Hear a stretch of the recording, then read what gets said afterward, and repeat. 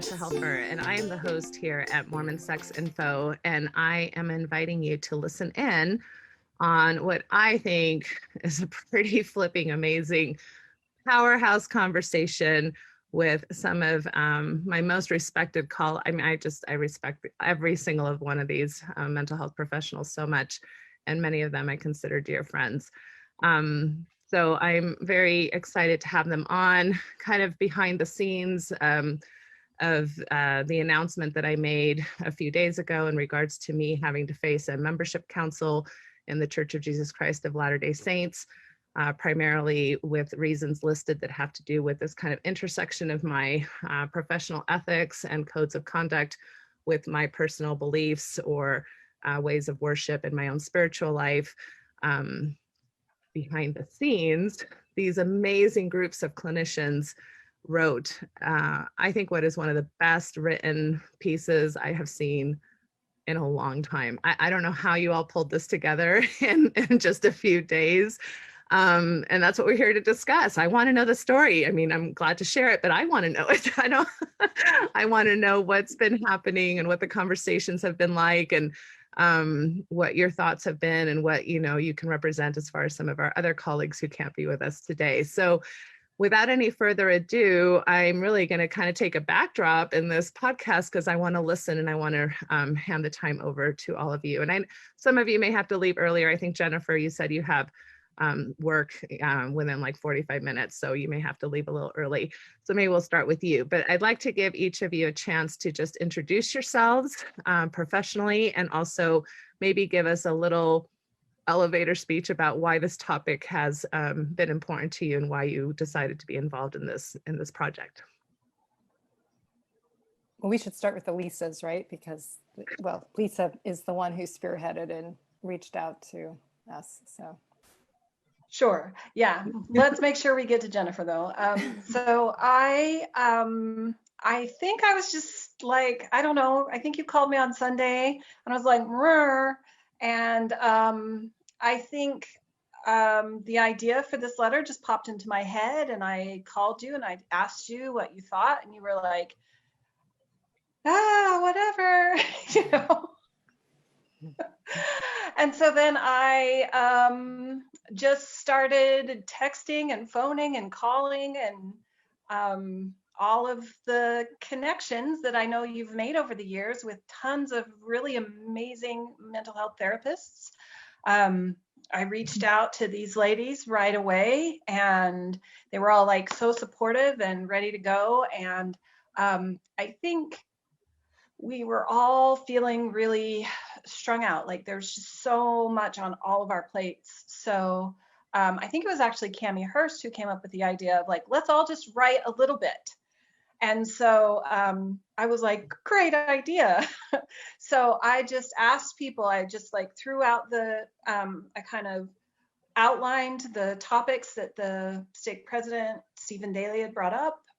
I sort of like highlighted people, and I linked to them, and I sent them messages, and I was like, can you add? And then I don't even know who wrote what, really. I know that Lisa Hansen wrote a ton. I watched her writing it because that's such an interesting thing, right? Like I was sitting there and like, it was just coming out, man. And I happened to be on when she was writing, so woof. And I know that Colette did a ton of editing. Like she was on there so much. Yeah, so it was a collective effort. Like there were so many people who contributed to this, like little bits here and there, a sentence, a period, an exclamation point. Like some people wrote a ton, but it was not any one person. And there was also, I would like to give a shout out to the Mormon feminist community, because I brought in quite a few women that I know are professional editors who came in and did professional editing. So like Noelle, Wow. Eiley, she did a ton of professional, and Krista Baxter, that's their job. That's their professional job, and they did it for free for us. So Goodness. really appreciate that.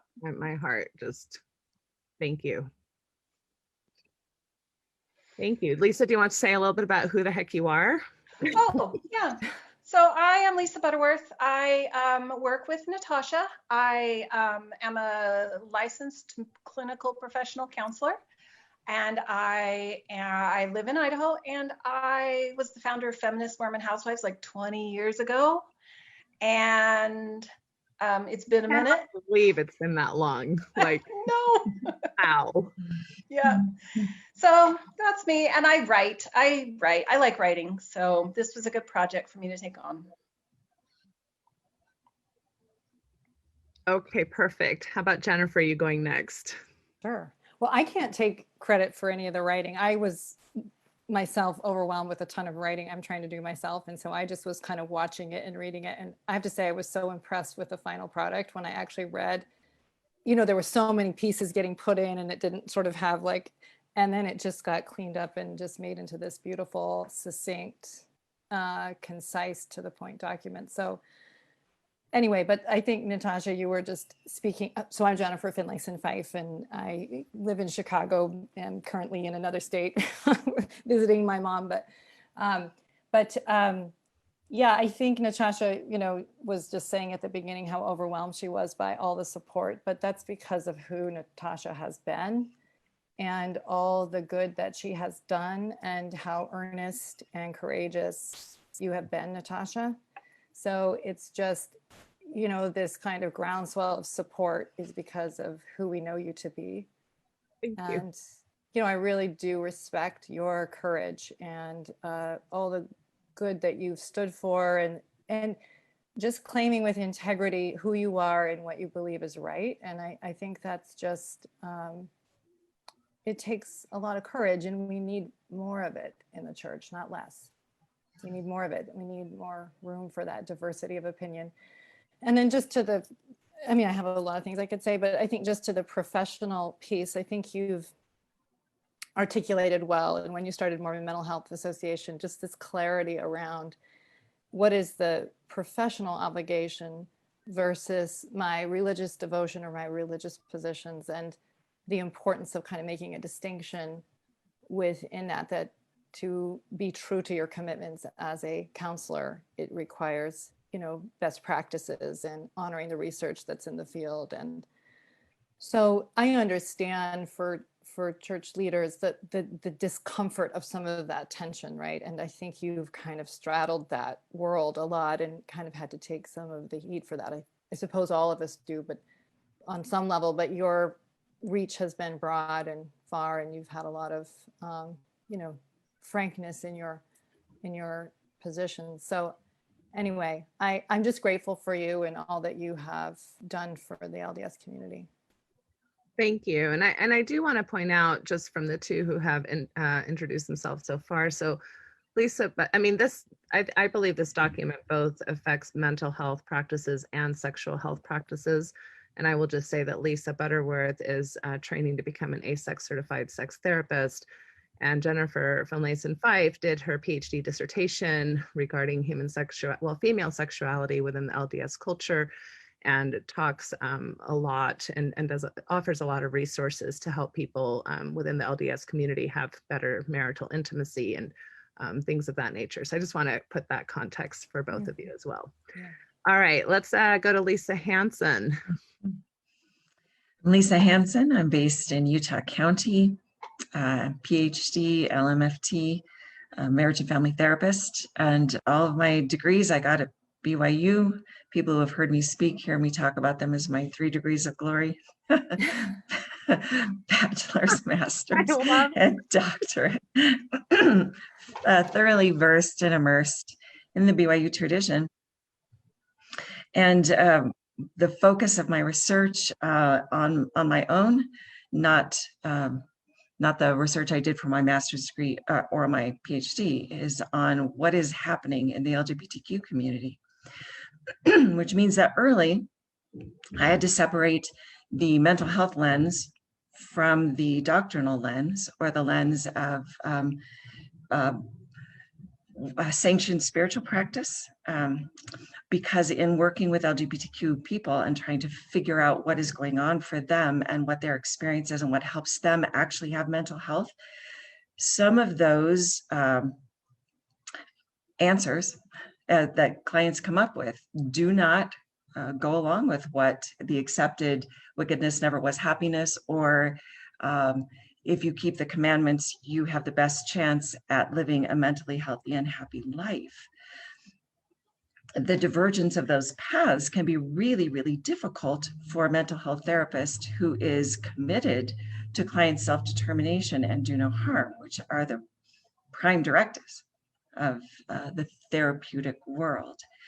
And while many therapists who understand this are willing to sort of step back and not speak out in public, one of the first things I learned about Natasha is that she is willing to say the truth about what clients need who are experiencing the conflict with spiritual life and sexual life or identity life.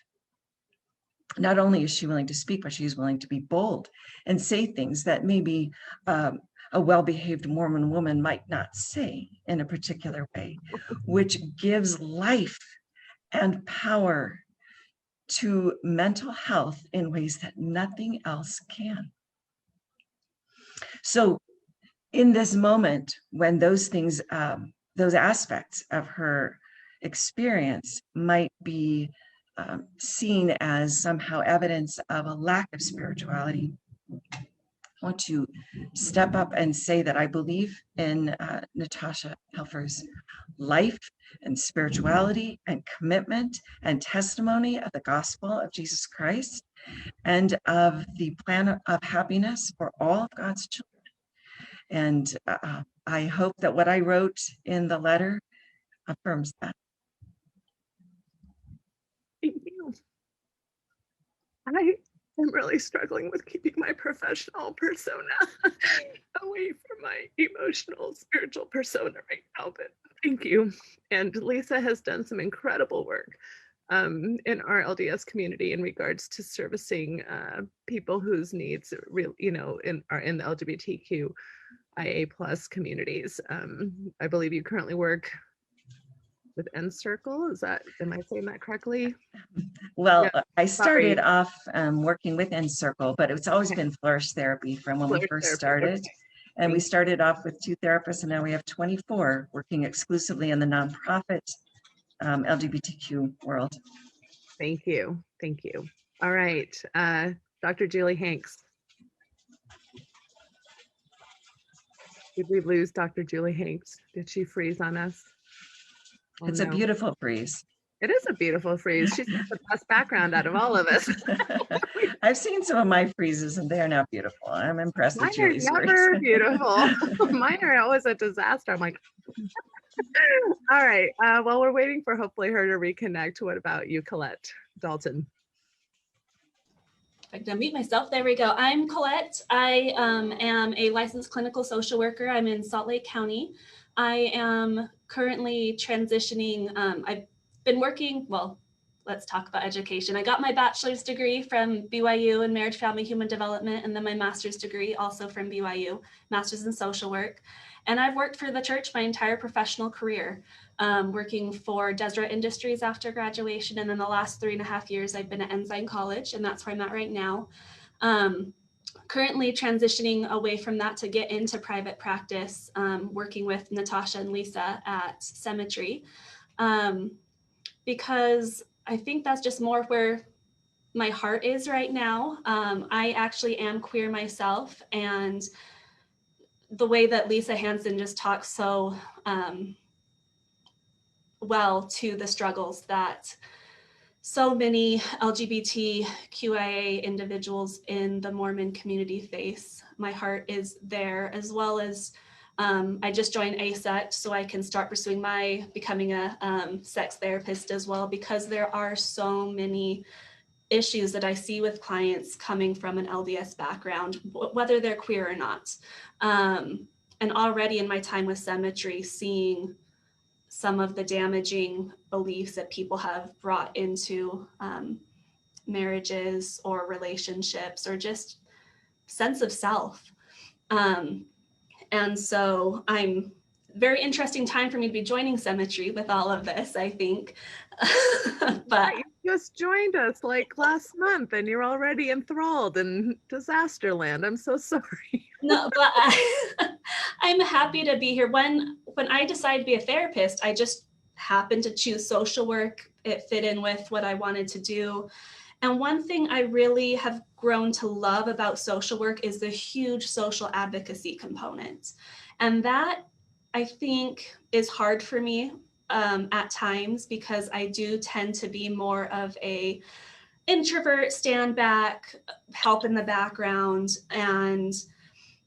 But I think voices are needed. And so I actually appreciate, of course, I wish this circumstance hadn't come up, Natasha, but I do appreciate this opportunity to speak up for our professional code of conduct and for our clients, and advocate in a way that we don't always get to. And so I'm glad to be here. I feel like even though I've been in the mental health field for a decade, these are amazing, incredible therapists I really look up to, and so excited to be here and discuss a little bit more.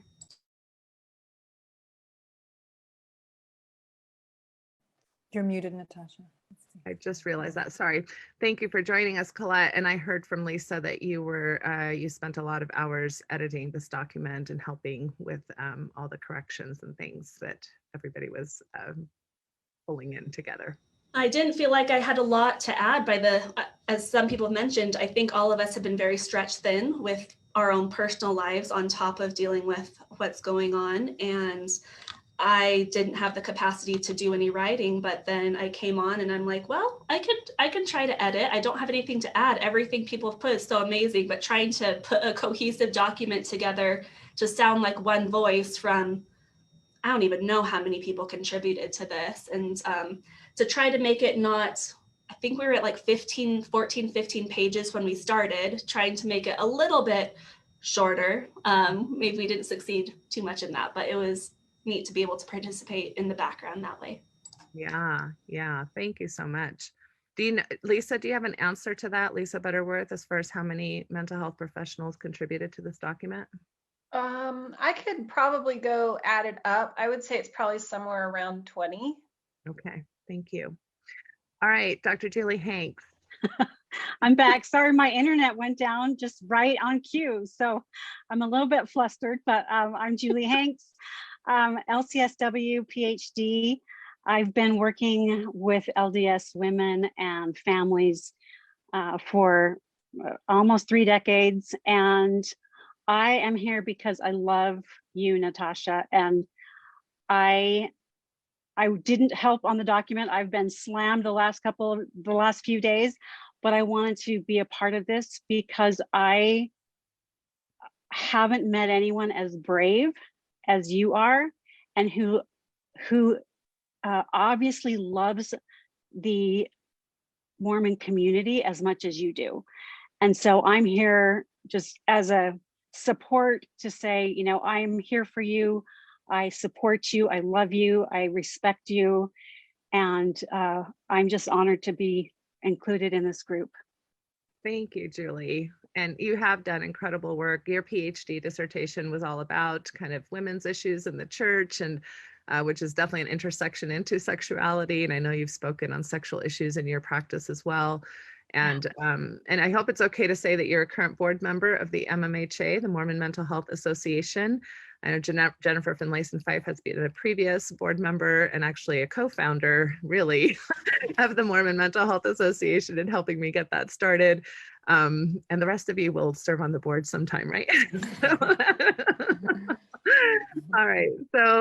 So I would like to just kind of turn the conversation over to you in whatever ways are kind of organic, and sharing maybe your thoughts about the document, the ideas that came in, what in particular kind of calls to your particular practice or areas of expertise, and let's maybe talk about what is in this document. Which, and I guess maybe before I say that, I also do want to mention that many of you said you didn't have time, right? I mean, we weren't given much notice in a sense, right, to be able to create such a document. And that's what really astounds me, because I know how busy we are as mental health professionals. So the fact that this even came together and that anybody was able to find the time to put something, I mean, I'm going to kind of lean into my spirituality a little bit. And I feel like there was like some inspirational kind of process or something in getting this document together. And I hope that it goes down as a historical piece, quite frankly, in Mormon studies and Mormon history. So, because I think it's that significant.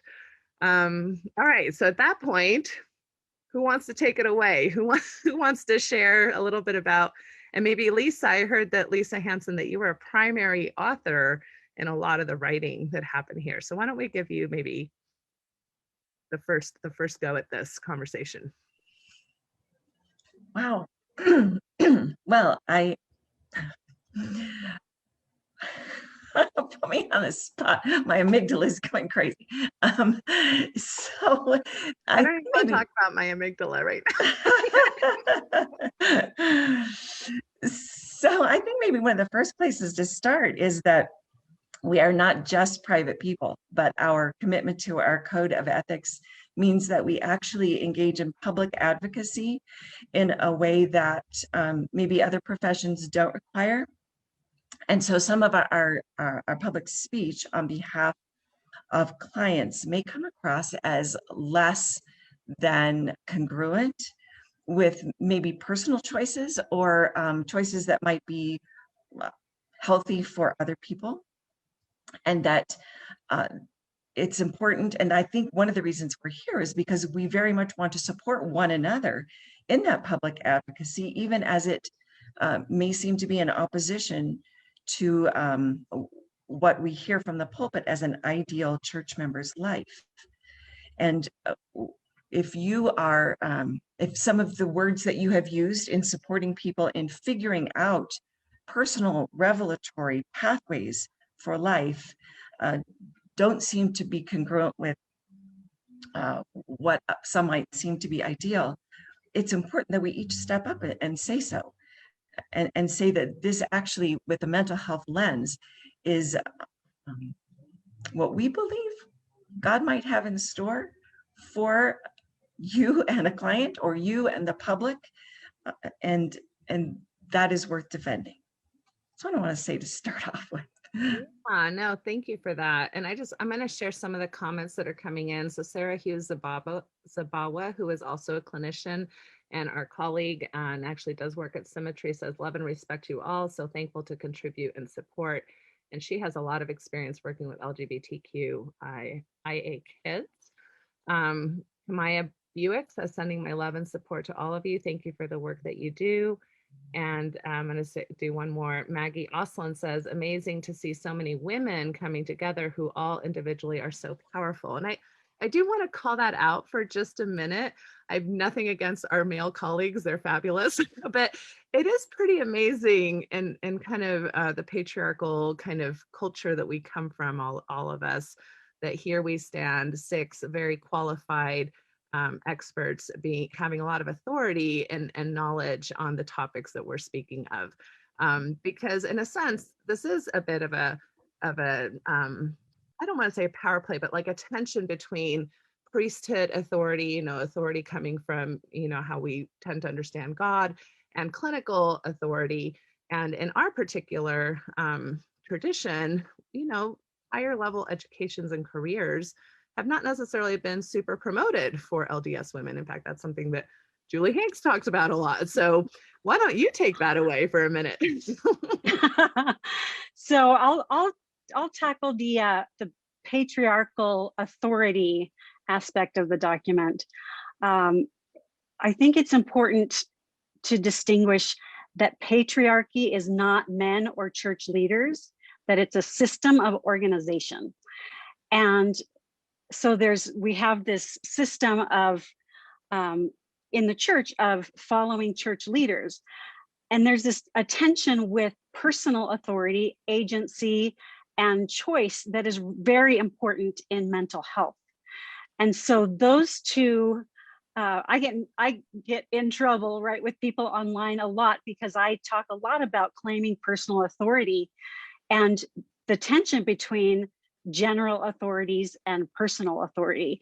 And so yeah, patriarchal authority is not a specific church leader or church leaders, but the way that the church is set up.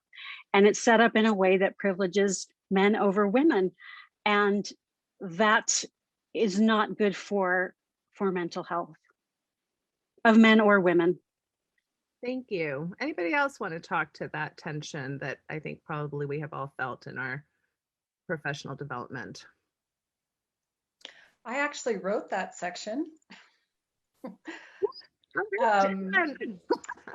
Yeah, obviously I have feelings about the I'm patriarchy. sorry, I said Jen instead of Lisa. Sorry, Lisa. Oh yeah. Sorry, was Jen about to talk? Yeah, I have, but I love men. I'm married to a man. I have a son who is a man. And honestly, I am going to be completely honest. Every bishop I have ever had has been just a wonderful man, right? Like, it is not that I hate men, and that can get confusing, right? Like when I'm like, smash the patriarchy, right? Like, I am not talking about smashing men. It's about a system, right? Like, it's about a system that advantages certain people and disadvantages other people. And anytime that happens, we get systematic problems in people's mental health that really, really does some damage. And I actually love that we have a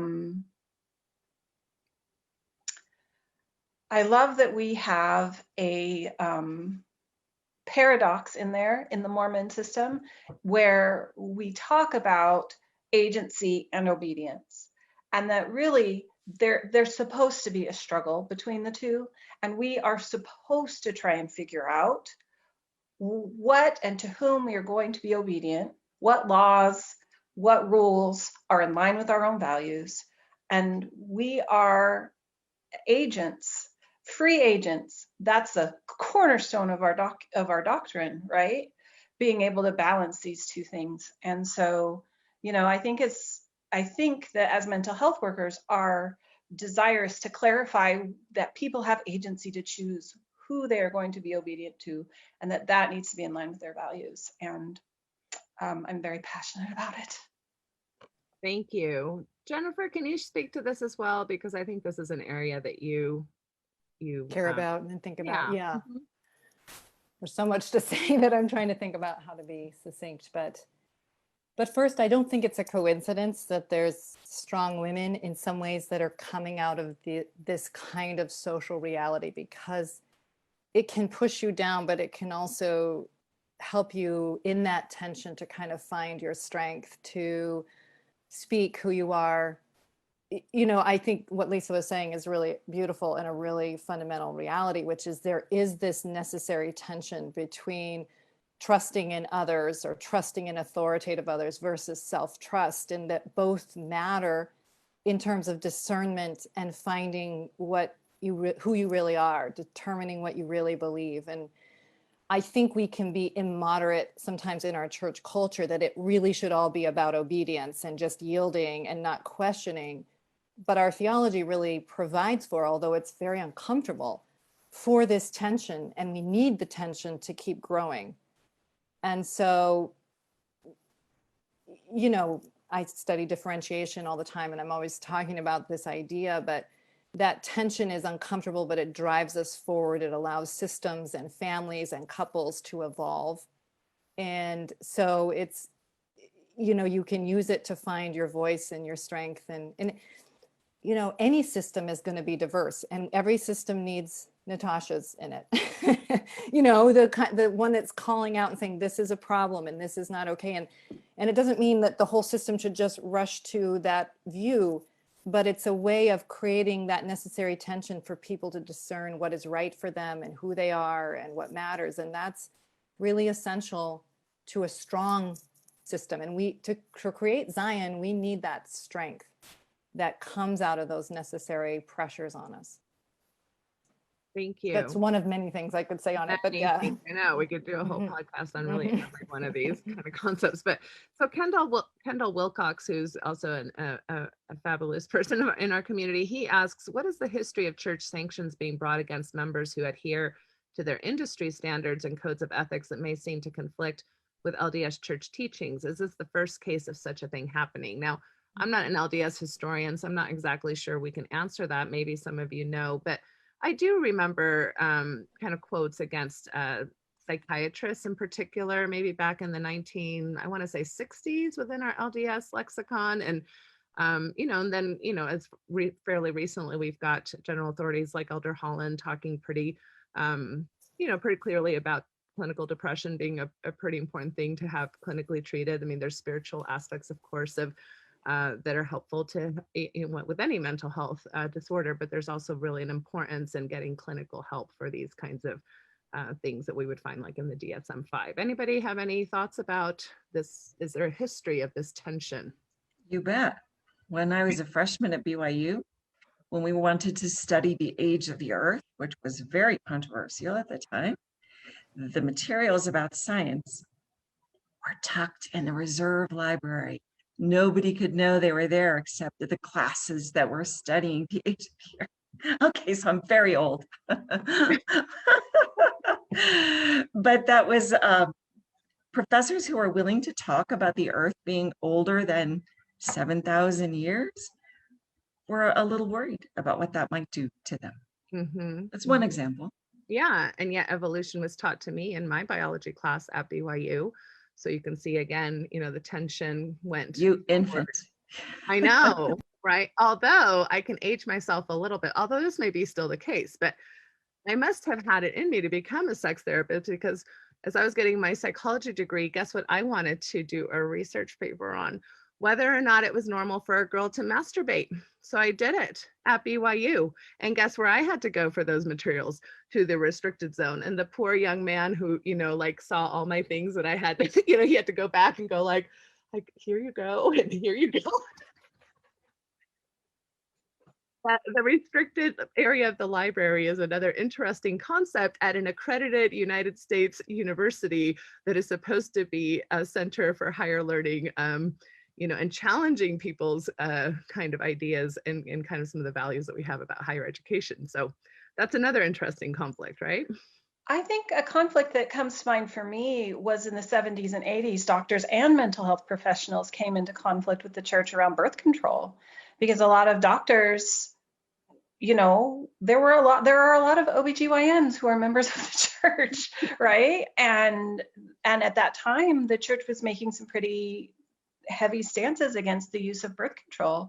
And I think that a big part of the reason why that stance was changed was that a lot of those doctors were in leadership in the church, and sort of their professional ethics came in conflict with the church, what the church's stance on that issue. And and in the end, women's health was more important, I think, than some of the other things that were talked about.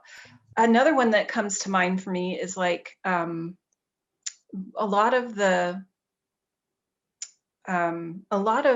object lessons have been removed around sexuality because I think a lot because of the advocacy of Elizabeth Smart and because of the role that those object lessons played in her victimization.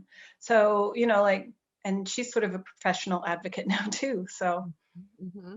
Jake Mattson writes, a genetics researcher wrote a paper on DNA of Native Americans and was brought to counsel, because we had certain understandings about who the peoples were that are referenced in the Book of Mormon that don't necessarily jive with science, right? And so it's been interesting to see in the LDS essays how they're starting to address some of those incongruencies and taking more of like I would say, interpretive approach instead of literal approach to a lot of these things that used to be considered, in essence, doctrinal, doctrine, which is why I like to call it doctrinal understanding. I think it's our best understanding of doctrine in the moment because we've seen a lot of shifts on a lot of different issues. Especially social issues. I want to say something about what Lisa just said too. I think it was actually Amy Hoyt whose research makes the point that it was women who continued to use birth control that actually made the difference in the long run to the ecclesiastical acceptance of it. That even though there were official statements that discouraged people from using it, women recognized by personal revelation how important it was to use birth control within their lives for their personal health and for their family's health. That continued use is what women's experience lived out made the difference in the long run in the pronouncements of the church about what health and birth control, the intersection of that was. It wasn't that it came from on high. It came from women continuing to live and use birth control. And we also know now that birth control is used as a medicine for other issues like endometriosis and, serious cramping, and even to help with mental health conditions around mood disorders. I mean, there's a lot of interesting ways that birth control is used.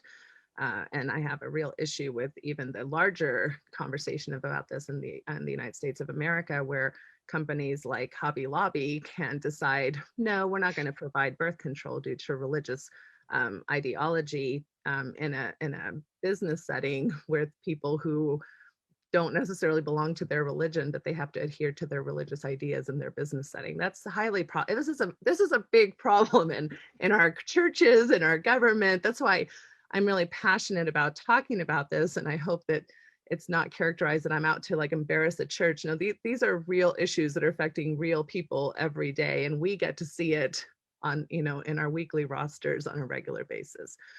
One of the benefits of being the baby, like you said, Colette, in this group, is that you're the one that most recently went through a graduate program. And I love having new professionals around me, or people who, have been through graduate programs before I went through them, because a lot of things change. There's new research, there's new emphasis. So I would like to give you a chance to maybe talk a little bit about what your education was around ethics, how this kind of came up, and where did you do your graduate degree again? BYU. Right. So a lot of people might think, well, Brigham Young University, maybe they're problematic in that way. Maybe they don't teach, the same as other universities. And yet I've been fairly impressed with Brigham Young University, but prove me wrong if I need to be. No, I am very, very grateful I got into BYU's MSW program. And granted, now I graduated in 2012, and so it's still been a while. But I think sometimes other places may look down and say, oh, BYU, like that wasn't, how can you be a good social worker coming from a religious institution? And honestly, BYU has an incredible clinical education for their social workers. At least I can speak to that program, and knowing people who've come from other programs. I mean, Lisa getting her 3 degrees of glory there. But I, like for my social work program, I heard horror stories from like my program chair. He started his internship for clinical work in grad school for his MSW the day before he started classes for his MSW. So here he is with no clinical training, interacting with people, hoping that he doesn't screw them up. At BYU, my experience was it's a 5-semester program. The first semester is classes, second semester is classes, and one of the classes includes you have a client in the comprehensive clinic. The third semester is a full-time internship in an agency. And then the fourth and fifth, it's more classes and a part-time internship in another agency. And so I felt very prepared for my clinical experience. And I also found that the agencies were very invested in us because BYU requires their social work internships to be paid. Which is kind of unheard of in the helping professions. People always say we don't get in it for the money, and that's true, but we do need money to survive. And so it was so nice to not have to be working another job and just be able to get the money from doing actual clinical work and have the supervisors invested because they're paying us, they want to get good clinical work out of us, they provide that good supervision. And so I thought it was a great education. They highly stress all the professional code of ethics. Social work, I think, has probably one of the strictest code of ethics compared to other therapy professions. And it does include that advocacy is a huge part of our code of ethics, as well as has been mentioned, client self-determination, which is, I think, part of this letter that's mentioned. We aren't going to force people to stay or leave the church. It doesn't matter what my personal testimony is, what my personal views are. I, as an ethical clinician, I'm going to make sure that the client has self-determination, that they are supported on the path for them. And so going to a church school, I never felt that I had to impose my views on others. It was taught very well that no, you are a therapist and you are there to help the client, not impose your views on them. Thank you. I'm going to digress really quickly because I do want to come back to Julie, who's also LCSW, and Lisa, who also trained at BYU, but I know Jennifer has to go. So I'd like to give you kind of a last little moment to share some final thoughts. Sure. Well, just first, just how much I love and respect you, Natasha. And I kind of said it earlier, but I think you're wonderful. We need you. You can't go anywhere. I'll be writing a personal letter as well, because I just care that we as a church community tolerate this tension for our own well-being, because we need it, and we need you. So I just am really grateful for you, and I'll be thinking about you and praying for you on Sunday. And I respect all of you women. You're wonderful human beings, and I'm grateful for all that you stand for and do for so many. So anyway, thank you so much, Jennifer. I really appreciate it. Thank you. Thanks, everyone. And just so you know from her comments, I'm not going anywhere. So I plan on continuing the work. Maybe this is, I don't know. It's for me, spiritually, this is my calling, and so I love my work, and I see this as my ministering capabilities here in this world anyway. So Julie, do you want to talk a little bit about LCSW ethics? Yes, just jumping off of what Colette said, the advocacy aspect and social justice is so important in social work. And so that's why I go public, right? Like, I've made a commitment to change culture for people who are disadvantaged, and to make changes in the system. That's part of my professional ethics and guiding principles in our profession. So advocacy and social justice and I think that's what you do. That's the core of what you do in your advocacy for sexual health, for the LGBTQ community. That's what you do. And I wish the leaders of the church would recognize that they're often holding membership councils for the people who have the most to teach us as a people. And it makes me so sad, because I just think, no, there's so much that you still have to teach us. And so I just send in love. Thank you. And I do want to say that I have made it public on several occasions that I am very willing to be called in to teach or train or anything along those lines, as I'm sure many of us would be. I know the Mormon Mental Health Association has made that clear as well, that please call on us. We are ready and willing to help, the leaders of our church have better understanding and better clarity on some of these clinical issues that then they can take, in their jurisdiction to the Lord per se, and pray and fast and ponder and all those things that, we're good at doing in Mormon leadership. So Lisa, do you want to talk a little bit about your experience at BYU and the kind of tension there between religion and science?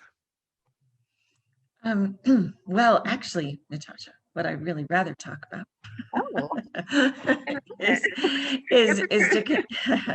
to continue what Jennifer and Lisa Five talked about the tension, because I think part of what is drawing you into this conversation that you didn't choose is the tension between what looks like what your views are or where your thrust is and what it feels like a faithful member's thrust is or ought to be. And I'd like to speak to that because I think ever since Jesus was on the earth, the dialogue between what does it mean to keep the commandments and what does it mean to minister to God's children in ways that the current paradigm may not be meeting the needs, it has been an appropriate path of discipleship. And I see mental health therapists who are concerned about what's happening in our society in terms of belonging, in terms of feeling like what's happening inside of me is normal and can be brought out, is where you have focused your efforts. People who feel like their needs are marginalized or their experience is marginalized, or in order to be mainstream Mormon or mainstream LDS, I need to cut these parts out of my life. And as you recognize that that is not a pathway to mental health, you have become an advocate in the same way as I see the Savior being an advocate.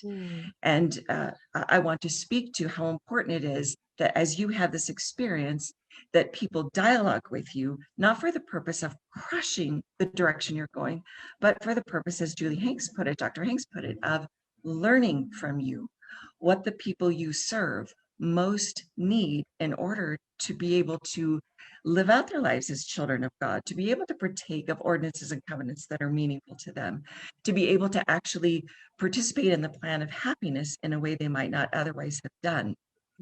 I see you as an advocate for members of the Church of Jesus Christ of Latter-day Saints who have testimonies and who want to keep them and also not sacrifice mental health.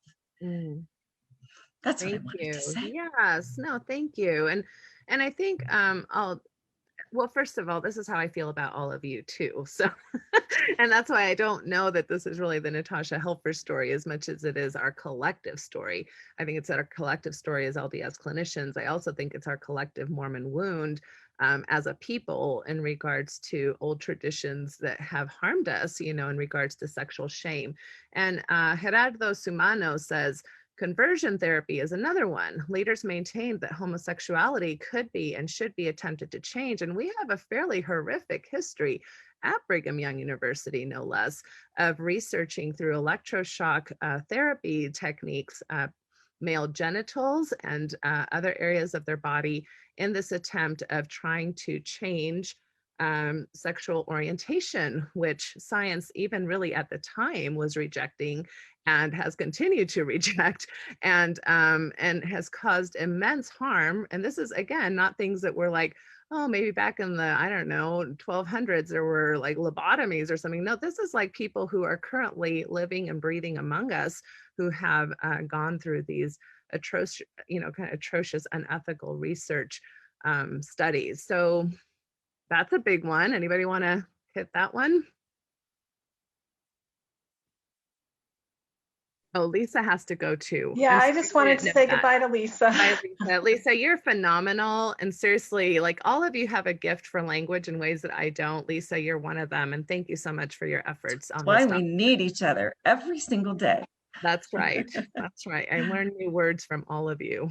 Anyway, anyone want to kind of comment on the conversion therapy issues that we have? Again, not just in the Mormon Church, but this is something that has gotten national attention. I mean, some of our own LDS people, Michael Ferguson, for example, were paramount in bringing testimony, personal testimony about how conversion therapies were extremely harmful to like Washington, D.C. And now we are seeing slowly this kind of trickle down effect where I would say almost half of the states in the United States now have banned conversion therapy, but don't be careful because they have banned conversion therapy for minors. So this is still a practice that is unethically occurring, mainly due to these kinds of issues where clinicians, instead of adhering to professional ethics, are instead adhering to religious doctrine and their leaders. And this is happening in evangelical Christianity. This is happening in Catholicism. This is happening in Mormonism. This is happening in Scientology and in Jehovah's Witness communities. And this is happening in, many of our conservative religious communities. So that's why when I say this is not a Mormon story, this is a human story, like I mean it. We are all affected by religious dogma overreaching into clinical practice. Well, and not just overreaching into clinical practice, but I just think of all the lives that are impacted so negatively. I wish Lisa had been able to stick around because she was a huge contributor to the section about what was titled Mental Health Professionals as Safety Advocates for the LGBTQIA+ community, and talking about this conversion therapy, electroshock therapy, talking about the anti-trans legislation that is happening in many states currently in 2021. There are states that are blocking healthcare, vital, life-saving healthcare for trans children. For those that don't know, that maybe don't know people personally or aren't involved in the community, I think the stats for mental health of religious individuals who identify as queer, they're kind of shocking, and we listed some of them in the document. Things like specifically that LGBTQIA+ members of the church actually show PTSD symptoms from being members of the church, like diagnosable PTSD, compared to those who aren't LGBTQIA. That people who are in religious contexts and queer are at way higher odds for suicidal thoughts, chronic suicidal thoughts, and attempted suicide. We have lost so many precious LGBTQIA individuals because of harmful dogma and thoughts, and we need mental health clinicians and mental health informed individuals to be able to advocate to keep these people alive. I don't want to get too personal, but being queer myself, I have experienced this. To have these two parts of myself that I'm told can't coexist. I cannot be a good member in good standing of the church and be gay. I've dealt with depression since middle school, and I don't think I was ever as suicidal as I was in trying to reconcile these two parts of myself. Luckily, I had a great therapist myself. I had great community support, but there are so many people who are still out there. I think of the Mormon pioneers and the story that's told of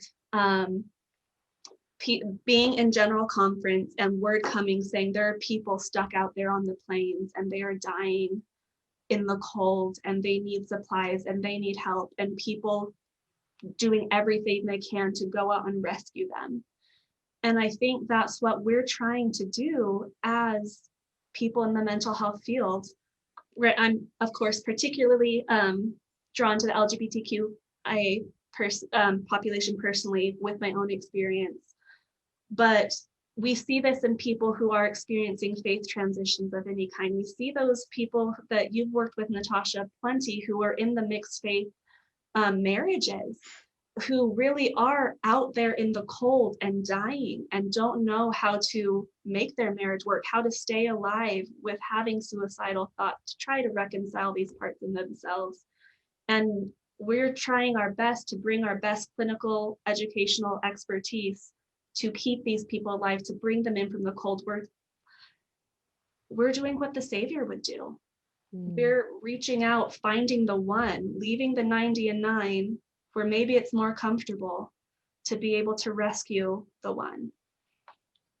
What a beautiful interweaving of our clinical ethics and our spiritual traditions and our stories. Thank you, Colette. And also, anytime a clinician is willing to be vulnerable about their own personal experiences, I want to also call out the courage of that. and how that impacts accessibility for people who feel very isolated and alone, and sometimes feel like they're the only ones, feeling these kinds of ways. So I know that comes at personal cost, and I appreciate any clinician who's willing to do that. Anything I can do to destigmatize getting therapy for all. Therapy for all. Yeah, and I mean, there's lots of people out there in the wilderness waiting for us, right? The youth that are internalizing sexual shame about normal masturbation habits, and those kind of ghosts continue to go on and haunt the marriages of people later, because internalized shame about your sexuality doesn't just kind of poof go away the minute you get married, right? So Julie and Lisa, we haven't heard from either one of you in a minute, so who wants to weigh in on some of these topics? Well, I mean, I think that the topic of masturbation that just came up, right? Like, I can't tell you how many clients and friends were unable to orgasm in their marriages, and like the ways that this affected their marriages, and that, like the clinical treatment for that really does require masturbation. Like there's really there's clinically, for our happy Mormon couples to have a good sex life, to feel like connected and loving, they, like when I sit down with my clients and, like they're crying, like help. And then I say, well, let's talk about how to balance your faith and your religious belief with this sort of clinically recommended source of valuable information about your body. And it is a really difficult conversation. And I think every one of us as Mormon therapists tries to value the things our clients value when we're in session with them. Like, I am not advocating that my clients change their values, but how can we help them to become sexually healthy and maintain their values? And I think that is what our Heavenly Father wants for us. Like, our Heavenly Father wants us to have sexual pleasure and joy and connection. And I'm so happy to see that the church is kind of changing its stance slowly on masturbation. It's removed, some of the language in the handbook and in the For Strength of Youth pamphlet. It's no longer listed as a sin, right? And still, even then, people are, afraid to do something that could really help them to feel fully alive and joyful and happy, to, like as Lisa says, to live the plan of happiness. Right. Anyway, that's what I feel passionate about. I have so many couples who are struggling with that. Mm-hmm. I know that we are all running out of time, and this could be really a 10-hour conversation. So Julie, I'd like for you to address this question that came in, which I think is kind of following what Lisa just shared. Dallin Skelton says, how do faithful therapists counsel patients to not leave their religion when they know it is the source of the shame? So I think that's a really interesting question that I think many of us do grapple with, right? So how do we honor this system that maybe, by honoring a client's values that are coming in, we're also having to sit with the reality that we know that some of these spaces may not be the best place for them. So what do you want to say about that? I just think it comes back to helping them navigate that tension and client self-determination, right? Like it's not up to me ever to tell someone to leave the church or to stay in the church. And I think people think, oh, I'm going to an LDS therapist, they're going to encourage me to stay in the church. And it's like, no, they're not going to do either. If they're an ethical therapist, they're going to help you decide what's best for you. And I think it's possible, and I've helped clients do this, to recognize the aspects that are unhealthy, but that doesn't negate all of the other healthy parts, right? It doesn't, because one part is hurtful, doesn't mean you throw away the whole thing. And so helping develop cognitive flexibility in clients to be able to see, like, it's not all good or all bad, that there are beautiful aspects of the church that actually enhance your mental health, and this part seems to be hurtful, and how can you heal from this part? I love that. And I see it very similar to many things that it is not our job to advise on. I never advise people to leave a marriage.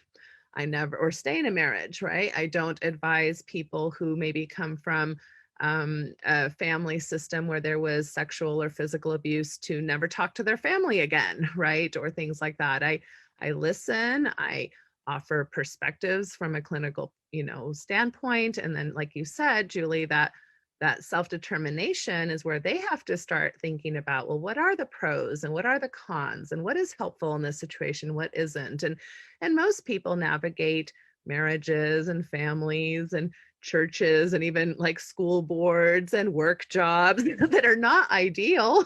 There's problems in all of our systems, and yet most of us don't up and quit our jobs or leave the country when there's an issue that we are either being harmed by or struggling with, right? So it is kind of flexing that differentiation muscle that Jennifer was talking about, where we can tolerate difference, where we can find what's best for us in our particular circumstances, and why I have always found certain doctrinal teachings to actually very much support mental health self-determination, like personal revelation, like the concept of agency, right?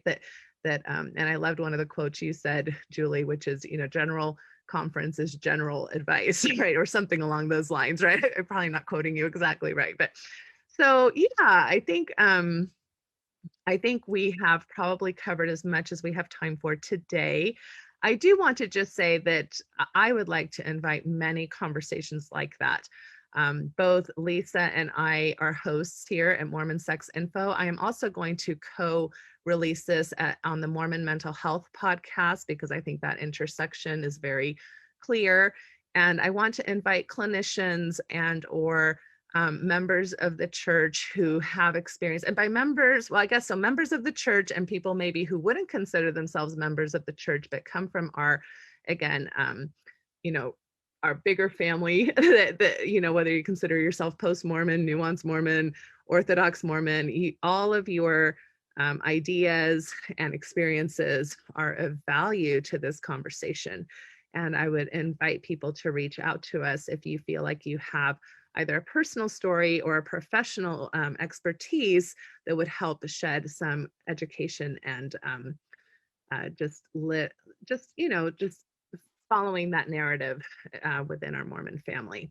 I also want to say that this is a donation podcast.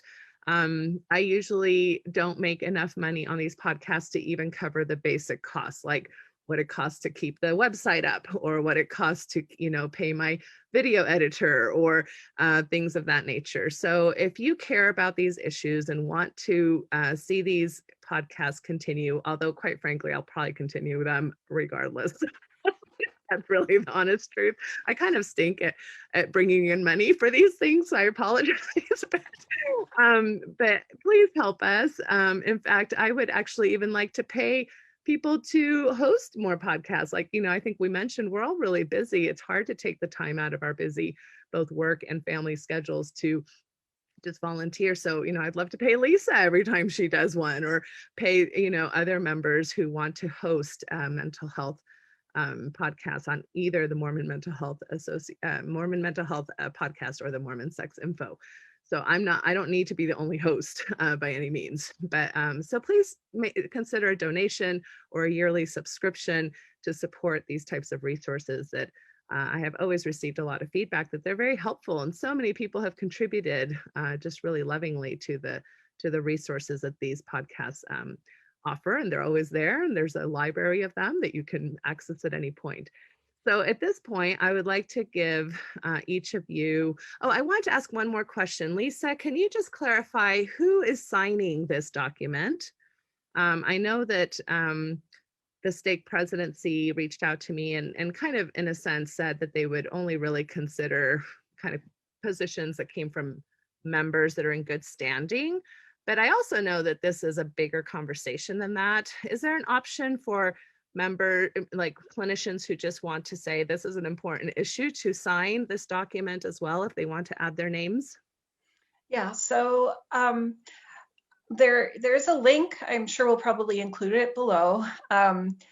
When you go through the form, it gives you the option. If you're a Mormon mental health therapist, you can sign, and your name will be kept private. It will only go to Stephen Daly, the stake president. Because some people are trying to manage, like jobs where they work for the church or different things, and they don't necessarily, right? So, well, they quite frankly want to avoid being in the mess that I'm in right now, which I totally understand. And that's really it's sad. a valid desire. Really mm-hmm. Yeah, because gotta put food on the table, man. Mm-hmm. And so that's one option. Another option is to the second sign, like there's two, I call them informed consent 1 and informed consent 2. The second option is for any mental health professional to just sign, and this will be a public. So you can sign them both, you can sign one or the other, it's really up to you. And then a third option, of course, is if it's in line with, if you have time and bandwidth and in line with something that would be helpful for you, you can write your own letter, and there are links for sending those into the stake president yourself. And I think, for me anyway, this isn't about just inundating poor Steve Daly with like 5,000 things to read. But for me, this is really about collecting a collective voice. This is really a story now, that's, again, like I've said, much larger than me. And just so everybody knows who has submitted a letter, we will be reaching out in the following weeks. This is not something we're going to do right now, but we will be reaching out to see if those letters that, quite frankly, both this one and all the personal ones that I've been CC'd on are astronomically, like, first of all, respectful, loving. It doesn't matter if they're members in good standing or people who've left the church. I've just been so impressed with the quality of storytelling that our Mormon people have in regards to many of the issues that we've been considering and talking about today. So I will be reaching out and asking for permission if people want to include that letter either anonymously or with their name attached, kind of in a joint document that I'll put together with my team, so that this can really become something that, again, I don't want this to be about me. I want this to be about us. I want this to be about our people and the clinicians that I love and the people that we serve, and the faith that we all come from. Whether we love it or not, we all come from it, and we're all affected by it, and we're all, it's just part of our heritage and of our makeup, at some level. So, okay, now. Mormon storytelling is one of my favorite things about Mormons, and our ability to make community casseroles and our ability to come to each other's aid. I feel like we thrive at all of these things. Yeah, I just got beautiful flowers from the Marriage on a Tightrope people. Lindsay Hansen Park from Sunstone is setting up meals for me next week because I'm traveling and my poor kids are going to be kind of semi-abandoned. Although, they're teenagers, they can somewhat grab a burrito out of the freezer, but just really loving things that we do community well, we really do. But I'd like to give each of you maybe a last word. So Colette, would you mind kind of just giving us any last thoughts that you have? Yeah, I would just encourage anyone who hasn't, mental health professional or not, just to read the letter. This really was a labor of love from so many different people coming together. And I really think this shows what ethical therapists can do and should be doing. When I heard about Natasha being called in for this counsel, it did make me worried for me, being in my position. And it's nice to know that there are so many therapists that are out there supporting good ethical practice and helping clients and making a difference. And so I'd encourage you to read it and see what some of these thoughts are. There's some great information, I think. And then, like Lisa said, if you feel comfortable to put your name to it, it's something that I was happy to be able to do. Thank you, Colette. All right, Dr. Julie Hanks. I think that's brilliant, Colette. Like having more people read this and educating our community about what our responsibilities are as therapists. I think people don't know. And so I think that's a great idea. And I hope this will be made public so people can access it easily. Yeah. And I just, again, want to express my love and respect to you, Natasha. It's an honor to be included in this group, to be included among your friends. And I will be praying for you and thinking of you and crying with you, along with all the other people that you've blessed with your gifts and talents. So thank you, Julie. Thank you. And I still owe you a lunch date that I've been a little depressed. You've been a little. I'm gonna come to lunch with you one of these Okay. days. Don't Deal. think I'm avoiding you. Deal. So no, thank you. And thank you for all the work that you do as well. I know that you have taken some risks in regards to your reputation and with some of the stances that you've taken. And I always love everything that comes out of your social media and a lot of things that you're really good at. So I love that. Thank you. Thank you. I'm going to give the last word, I guess, to Lisa, because you started this whole mess. So, well, not the whole mess. You started the letter mess. I got to take it off mute. Yeah, so I, like, honestly, I could not have done this letter. I could not, like, writing this letter myself would have taken me a year or two. I could not have done it. It was a group effort. It was, I mean, the thing I guess I'm good at is I'm good at finding cool people and good people willing to come in and like jump in and do their, like, that is my thing, right? But honestly, this letter was so many people and people who wrote things on their birthdays, Kristen Hodges wrote most of that most of the pornography information on her birthday while on vacation, right? Like, right. This is like, people did so much work and I am so grateful. Like, I want to cry all the time, being surrounded by so many loving, giving, some of it is that we love you, Natasha, and some of it is that we love our people. That's right. We love our Mormon people. That's right. I love my Mormon people. And I am heartbroken for what this means for us. Thank you, Lisa. And Kristen Hansen that you mentioned does incredible work around that tension of, with sexually explicit materials that of course aren't considered moral or righteous per se, in Mormon marriages. And yet, of course, we know that a large part of the population, feels like they're drawn to that type of materials. And she does a beautiful job and has also created many free resources and has been on Mormon Sex Info talking about the damages of the addiction model in regards to addressing some of those issues that a lot of our couples are struggling with. And a lot of, I think, unnecessary divorce and distress are tied to that issue as well. So I love what you said, Colette, when you called it a love of labor. And right now I am talking to the Mormon people because we do love you. And oftentimes I get a question. I think we all get questions. Many of us, even on our web pages, will say, how to choose a good therapist, right?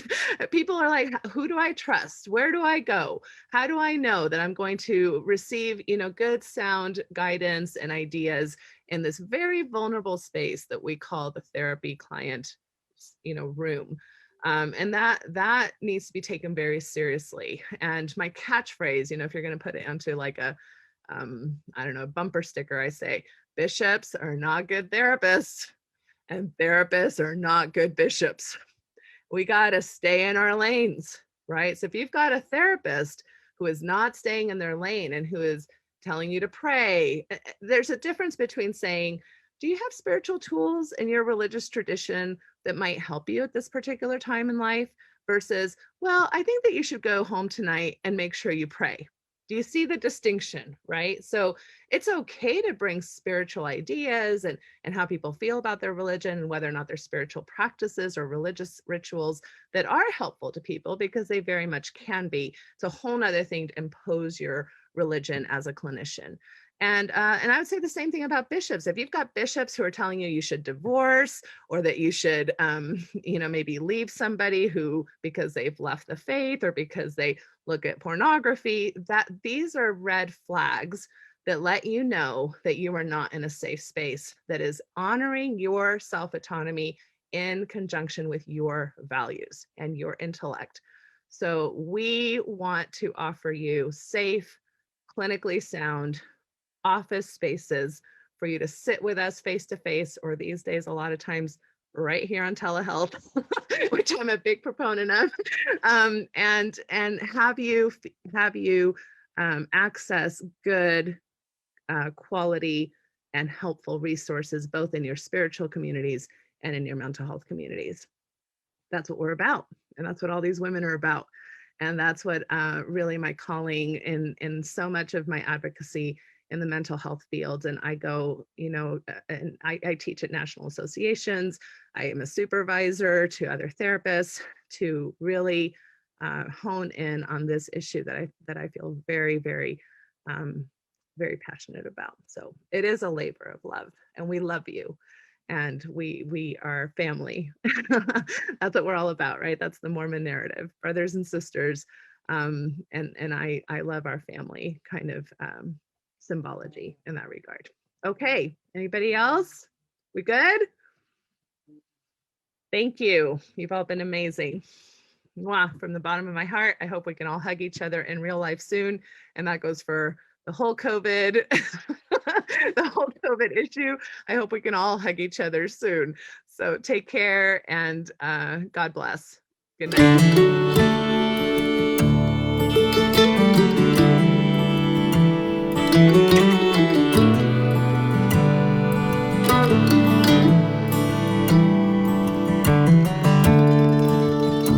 We took the long road home, turned minutes into miles. And as the evening traveled on, the sunset bathed your smile.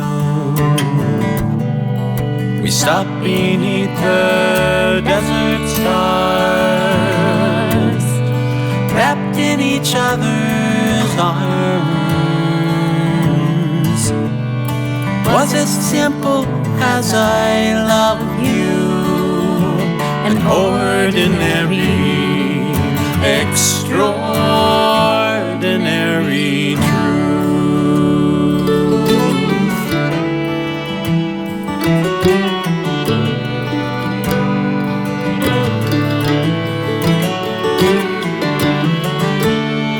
It's been a long road here, a trail with tears, pain and sorrow too.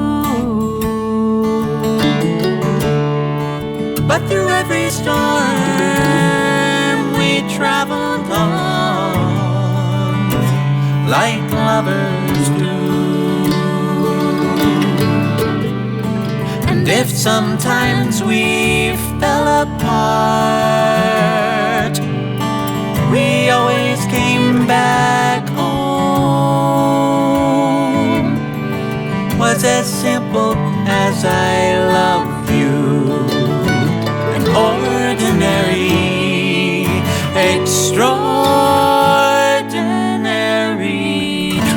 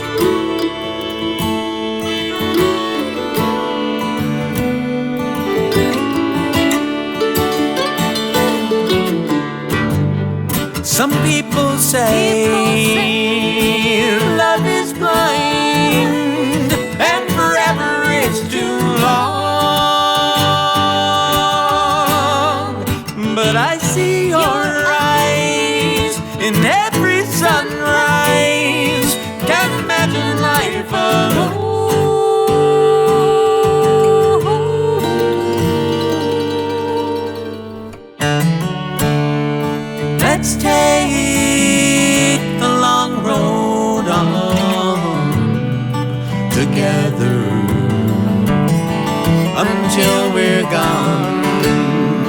Want you by my side till the day I die and into the beyond. It's as simple as our love is. That's how I wanna go. All wrapped up in the arms of our extraordinary. It's nothing ordinary love.